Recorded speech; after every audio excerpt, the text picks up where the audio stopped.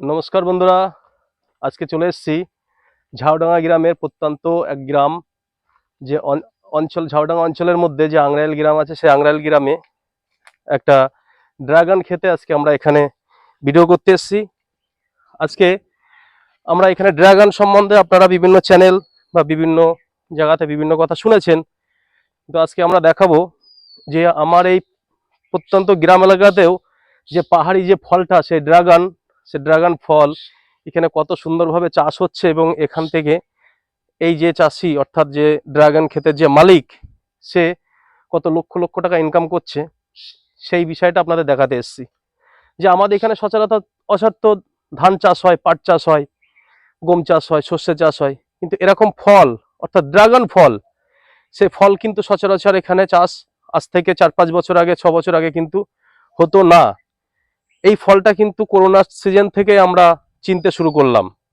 একটা ফল 200 টাকা, 150 টাকা, 250 টাকা, 300 টাকা পর্যন্ত বিক্রি হয়েছে এই ড্রাগন ফল এত পরিমাণে এর মানে স্বাস্থ্যের পক্ষে উপকার, যেটা যে একটা ভাষায় এনে সেটা বোঝানো যাবে না। যেমন একটা এখন বর্তমান সমাজে যে ডায়াবেটিস নেই এমন কোনো পরিবার নেই বা এমন কোনো মানুষ নেই। সেই ডায়াবেটিস যে পেশেন্ট, সে কিন্তু সব ফল খেতে পারে না। যে যে সমস্ত সুস্বাদু ফলগুলো আছে, সেগুলোই কিন্তু ডায়াবেটিসের ক্ষেত্রে ক্ষতিকারক। অর্থাৎ সেগুলো তো মিষ্টি জাতীয় ফল, যেমন আম বলুন, আপনি লিচু বলুন, আপেল বলুন, এগুলো কিন্তু ডায়াবেটিস পেশেন্ট খেতে পারে না। কারণ কি? তাতে প্রচুর পরিমাণে সুগার থাকে, অর্থাৎ মিষ্টি ভাব থাকে, তাতে ক্ষতি করে। কিন্তু এই ফলটা এমন একটা ফল, সুস্বাদু ফল, এতে সুগারের পরিমাণ নেই বললেই চলে, কিন্তু সুস্বাদু ফল, এতে প্রচুর পরিমাণ ফাইবার আছে, প্রচুর পরিমাণ আঁশ আছে, যে আঁশের জন্য তার কোষ্ঠকাঠিন্য, বিভিন্ন রোগ প্রতিরোধ ক্ষমতা এতে কিন্তু বাড়ে। যেমন একটা দুরারোগ্য ব্যাধি যেমন ক্যান্সার, সেই ক্যান্সারে কিন্তু প্রতিরোধ করে এই ড্রাগন ফল। এই যে ড্রাগন ফুলটা দেখছেন, এই ফুলটা আপনি যদি কখনো ফুটন্ত অবস্থাতে দেখেন, সেটা কল্পনা করতে পারবেন না যে এত বড় ফুল এবং এত সুন্দর ফুল হয়। এই ফুলটা আমি আপনাকে হাতের বর্ণনাতে দেখাই, এত বড় একটা ফুল হবে, এবং তার মধ্যের ভাবটা যে এত সুন্দর আভা, এমন একটা বেশ কালার, সাদা কালার, এত বড় একটা ফুল হয়ে ফুটবে। এবং সেটা সচরাচর সেটা ফুল ছোঁয়ালেই ভালো হয়। এই ফুলটা সচরাচর ফোটে সন্ধ্যা 7টার পরে, রাত্রি 8টার মধ্যে। এটা একদম সিস্টেম। সারা রাত্রে ধরে আপনার ফুলটা যে ফুটবে না, ঠিক সন্ধ্যা 7টা বেজে যাবে, এখানে ফুলটা ফুটবে। 8টার মধ্যে সেই ফুলটা একদম পুরো প্রস্ফুটিত হবে। এবং সেই টাইমটা যদি সম্ভব হয়, এই যে ফুল দেখছেন, এটা হয়তো 2 থেকে 3 দিনের মধ্যে ফুটে যাবে। এবার ঠিক 7টা থেকে 8টার মধ্যে যদি সেই টাইমটা যদি ফুল ছোঁয়ানো যায়, অর্থাৎ পরাগ সংযোগ ঘটানো যায়, তাহলে এই ফলগুলো খুব বড় হবে এবং ফলগুলো খুব সুন্দরভাবে দাঁড়াবে। যদি অনেক সময় পরাগ সংযোগ না ঘটানো যায়, তাহলে কি হবে? সেটা ফলটা ঠিকঠাক দাঁড়াবে না, ফুলগুলো নষ্ট হয়ে যাবে। আজকে আমার যে ভাই অমিত, সে এই ভিডিওটা করছে, আমি তার কাছেই বলবো যে এখানে এই যে 1.5 থেকে 2 বিঘে জমির যে ড্রাগন বাগান, অমিত একটু উপরে জুম করে দেখাতে বলবো যে কত বড় বাগান। এবং সেই বাগানে আমি এই ক্ষেতের যে মালিক, সেই মালিকের কাছে আমি জিজ্ঞাসা করেছি, তিনি বলেছেন বছরে 3 থেকে 4 লক্ষ টাকা পার বিঘে, অর্থাৎ এখানে দেড় বিঘের উপরে জমি আছে, দেড় বিঘেতে প্রায় 4 থেকে 5 লক্ষ টাকা তিনি বেচা কেনা করেন।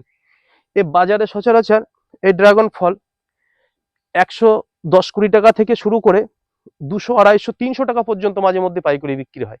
কারণ এও একটা কাঁচা ফল, তো মানে আজকে একরকম রেট, কালকে আর এক রকম রেট। এই যে ফলটা দেখছেন, আজ থেকে 7-8 বছর আগে কিন্তু এই ফলটা আমাদের কাছে একটা অচেনা ফল ছিল। প্রথম দেখলে আমরা ভাবতাম যে এটা খেলে মানুষ বাঁচবে না মরবে, বলা খুব কঠিন। কিন্তু আজকে এই গ্রাম বাংলাতে যখন চাষ হতে শুরু করলো, সেই ফলটা সম্বন্ধে মানুষ জানলো। এবং আমাদের যে স্বাস্থ্য দপ্তর আছে ভারতবর্ষ তথা পশ্চিমবঙ্গ, সব জায়গাতেই এই ফল খাওয়ার নির্দেশ দিয়েছে। এবং এটা খুবই উপকারী ফল। এই ফল খেলে সকলের উপকারী হবে। 2-1টা ক্ষেত্রে ব্যতিক্রম রিস্ক থাকে, যেমন যাদের বেশি পরিমাণে অ্যালার্জি আছে, তাদের এই ফলটা হিসাব করে খাওয়া উচিত। যাদের ক্রিয়েটিনের সমস্যা আছে, অর্থাৎ কিডনিতে যাদের স্টোন আছে বা কিডনির সমস্যা আছে, তাদের ক্ষেত্রে এই ফলটা খেলে কিছুটা ক্ষতি হতে পারে, কিন্তু ডাক্তারি ফর্মুলায় সেটা হিসাব করে খেলে অসুবিধা হবে না। দেখতে দেখতে দেখুন একটা ড্রাগন ফল শুধু যে মানুষ খায় তা না, এই ফলটা পাখিতেও খায়, পিঁপড়েও খায়। দেখুন এই যে ফলটা বেশি পরিমাণে পেকে গিয়েছে, এই কৃষক বন্ধু যিনি এই ক্ষেত মালিক তিনি এই ফলটা দেখতে পাননি, সেই ফলটা পেকে গেছে গেলে তাতে পাখিতে কিছুটা খেয়ে নিয়েছে, সঙ্গে পিঁপড়েও খাচ্ছে। এই ফল কিন্তু বিভিন্ন রকম কায়দায় খাওয়া যায়, যেমন জুস করা যায়, যেমন জেলি বানানো যায়। এই যে ফলটা এত ছোট দেখছেন, 20 থেকে 25 দিনের মধ্যে এই ফলটা অনেকটাই বড় হয়ে যাবে, গিয়ে তারপরে পাকবে। পাকলে এ ছাড়িয়ে দিলে এর দুটো কালারের ফল আছে, একটা ফল সাদা হয়, একটা ফল গোলাপি, খুব সুন্দর একটা মিষ্টি কালার হয়। এই ফলটা খেলে আপনি প্রচুর উপকার পাবেন। তাই এই গ্রাম বাংলার সমস্ত মানুষের উদ্দেশ্যে বলছি, এই ফলটা বেশি করে চাষ করুন এবং এই ফলটা বেশি করে আপনারা খান, যেটা খেলে আপনাদের ক্ষেত্রে প্রচুর উপকার হবে। এবং এই কৃষক বন্ধু দেখুন কত সচেতন, যে আজকে এখানে এই ড্রাগন গাছটা যেখানে চাষ করা হয় সেখানে কিন্তু খোলা রোদ্দুরের ভীষণ ভাবে প্রয়োজন, খুব পরিমাণে প্রয়োজন, যেন কোনো ছায়া থাকলে কিন্তু এই ফলটা ভালো হবে না। তাই এই গাছের এই ক্ষেতের মধ্যে এখানে একটা ছোট্ট আম গাছ এখানে হয়েছে, সেই আমের চারাটা কি নিপুণ ভাবে তুলে নিয়ে যাচ্ছে দেখুন। এই পাশ দিয়ে ভাই অমিতকে বলবো যে দেখাতে, ঠিক যেমন একটা কলম যেভাবে তোলা হয় ঠিক সেইভাবে এখান থেকে আমের চারাটা বাঁচানোর জন্য টুকটুক করে প্রতিদিন অল্প অল্প করে মাটি খুঁড়ে খুঁড়ে গাছটা টোটাল মাটি থেকে তুলে নিয়ে গিয়ে এই জায়গাটা যাতে ছায়া না পড়ে তার জন্য গাছটা সরিয়ে নিয়ে গিয়ে তার অন্য কোনো জমিতে বা অন্য কোনো জায়গাতে তিনি লাগাবেন। মানে তিনি কতটা কনসাস অর্থাৎ সচেতন দেখেন। তাহলে এই যে টার্গেট নিয়ে তিনি যে এই চাষটা করছেন, আমরা আশা করি তিনি আরো বেশি বেশি জায়গাতে এই চাষ করতে পারবেন এবং এই চাষ যাতে গ্রাম বাংলায় ছড়িয়ে পড়ে সেই জন্যই আমাদের এই ভিডিওটা। যে ফসলটাতে খুব বেশি হ্যাপা নেই, খুব বেশি সমস্যা নেই, সেখানে দাঁড়িয়ে এই ফসলটা বছরে যদি 4-5 লক্ষ টাকা প্রতি বিঘাতে যদি বেচে কেনা হয় তাহলে সেই ফলটা চাষ করাই যেতে পারে। সেই জন্য আমি এই গ্রাম বাংলার সমস্ত কৃষকদের উদ্দেশ্যে বলবো যে আপনারা ফলটা চাষ করুন। এবং ভিলেজ ট্রেডিশনের পক্ষ থেকে আমার যে চ্যানেল আছে ভিলেজ ট্রেডিশন তরুণ, সেই চ্যানেলের পক্ষ থেকে সকলকে অনুরোধ জানাবো যে ড্রাগন ফল চাষ করুন এবং ড্রাগন ফল খান এবং আমার এই ভিডিওটার মাধ্যমে সবার কাছে ছাড়িয়ে দিন। এবং আমার চ্যানেল যে ভিলেজ ট্রেডিশন অর্থাৎ ইন্ডিয়ান ভিলেজ ট্রেডিশন তরুণ যে নামে যে চ্যানেল আছে সেটাকে সাবস্ক্রাইব করুন এবং সবাই লাইক করুন এবং শেয়ার করুন।